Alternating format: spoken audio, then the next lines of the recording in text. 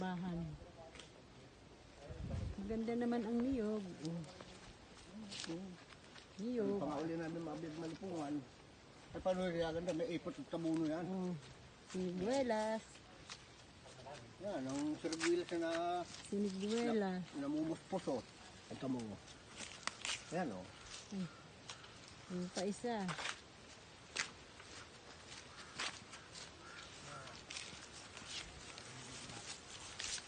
Ito ang mangga. Hindi mo nakaganda? Avocado.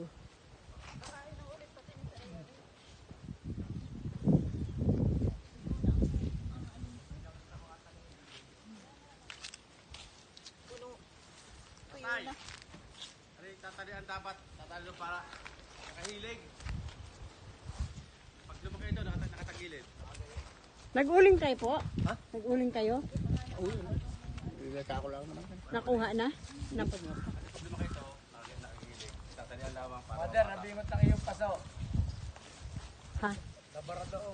Tatras ko. Ano, Philip daw? Ano yun? Iyong paso. Nagkabingot. Natumba. Basag!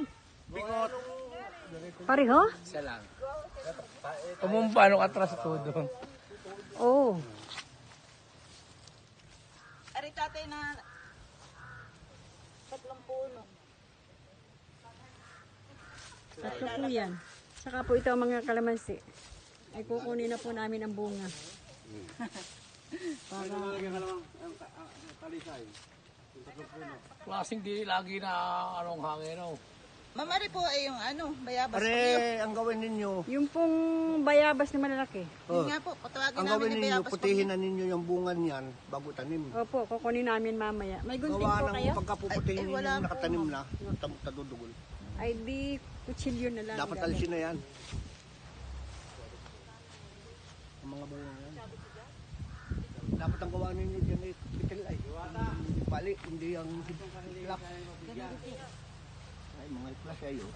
Hindi po, aanuhin na lang. Para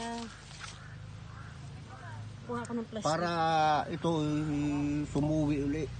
Kuha ko ng plastic.